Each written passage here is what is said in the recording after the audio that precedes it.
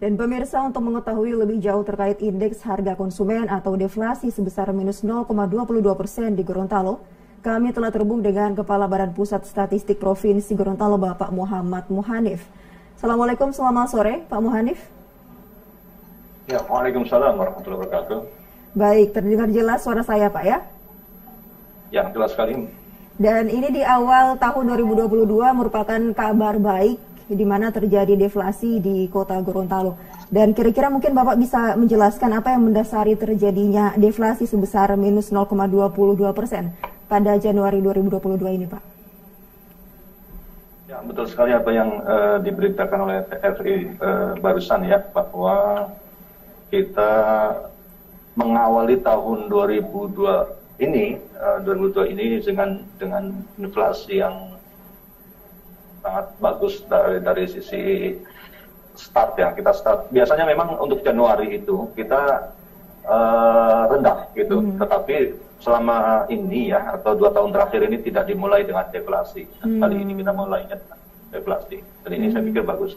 Kenapa? Tadi sudah diperlihatkan ya datanya di TVRI, adanya penurunan pada kelompok, terutama pada kelompok makanan, minuman, dan tembakau. Itu kelompok yang memberikan bobot besar, sehingga kalau dia naik juga akan menyebabkan inflasi tinggi, kalau turun juga langsung deflasi. Nah, untungnya Januari ini setelah Desember yang lalu itu mengalami kenaikan yang tinggi, inflasi yang cukup tinggi ya, 0,9. Tetapi tiba-tiba di posisi Januari sudah tidak lagi mengalami peningkatan, malah justru penurunan. Gitu. Itu dari sisi kelompok itu yang kelompok utama menyebabkan deflasi. Kalau dari sisi komoditi macam-macam, di kelompok itu ada beberapa komoditi yang menyebabkan deflasi. Baik, kira-kira apa penyebab deflasi ini terjadi, Pak? Terutama cabai rawit.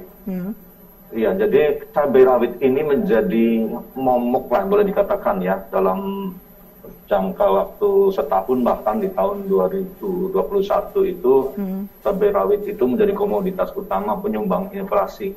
Gitu. Nah, di 2022 di posisi Januari ini justru nurun gitu. Jadi kita memantau harga kan mingguan. Selama 4 minggu atau 5 minggu dalam Januari ini terjadi penurunan harga. Gitu. Jadi deflasi. Kemudian ada juga kalau komoditas lain itu ikan sakalang, tomat, kemudian ikan melalayang, ikan nike itu juga penyumbang deflasi. Gitu. Ada lagi dari sisi kebijakan yaitu penurunan biaya administrasi transfer uang di bank. Itu juga ternyata mempunyai pengaruh juga pada posisi bulan Januari. Yeah. Dan kabarnya biaya administrasi di bank ini akan disamaratakan begitu Pak ya? Lebih bagus lagi kalau seperti itu. Jadi memudahkan dalam hal ini ya, penghitungan kami lah.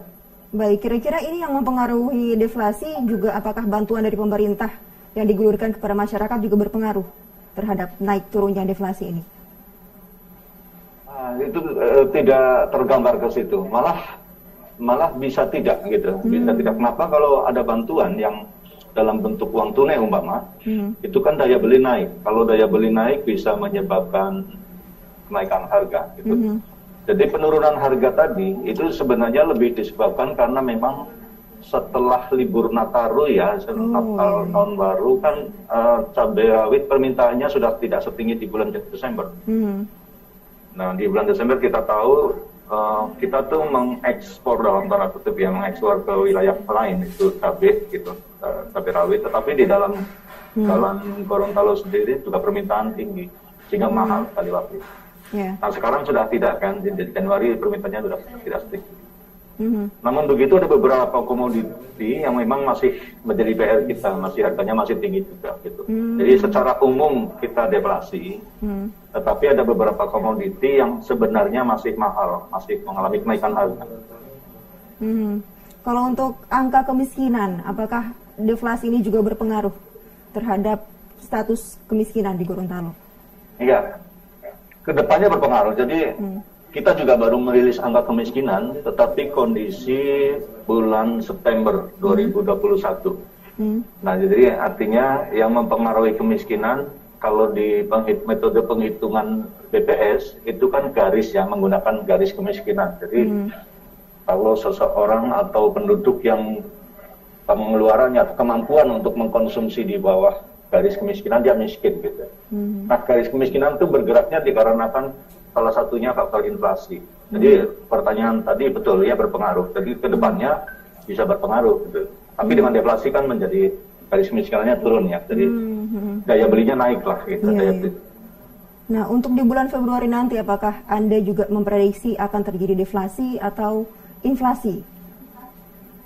Ya, kami memang tidak menghitung prediksi ya, tetapi kita berharap pada konsistensi harga lah gitu.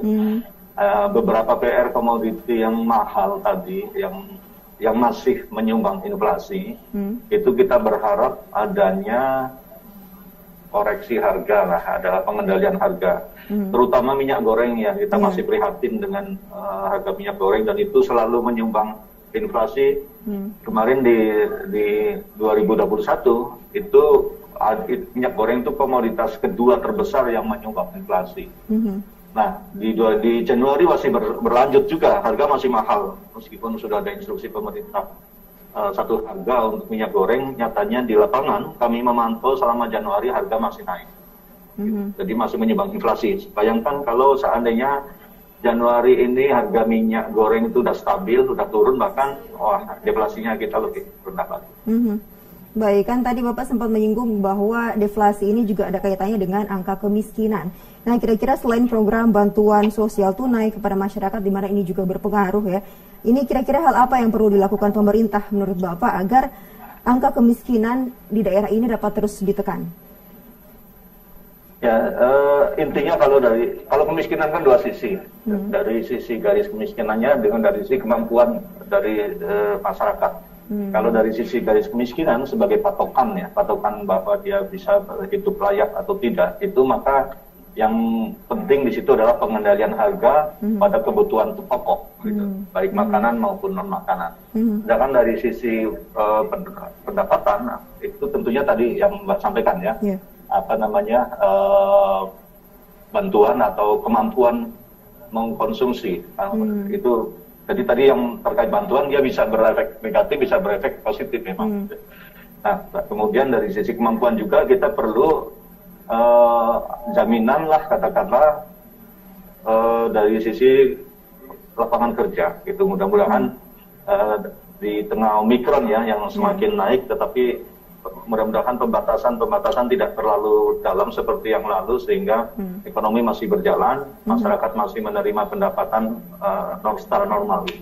Itu tentunya ada ininya, tentunya itu solusinya. Gitu. Baik, sektor apa yang dinilai BPS mampu meningkatkan ekonomi sehingga mampu keluar dari kemiskinan?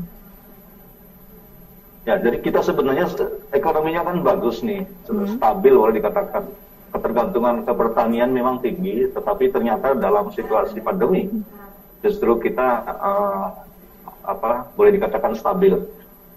Memang pertumbuhan ekonomi tidak setinggi nasional, tetapi ketika terjadi pandemi, yang nasional waktu itu sempat jatuh ya sampai 7%, kita nggak sampai, gitu, hanya minus 3%.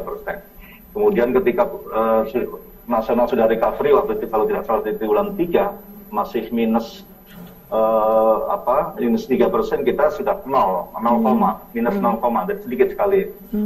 Nah, itu yang menyebabkan angka kemiskinan kita juga tidak terlalu terdampak. Ya. Memang ada dampaknya tapi kecil. Gitu.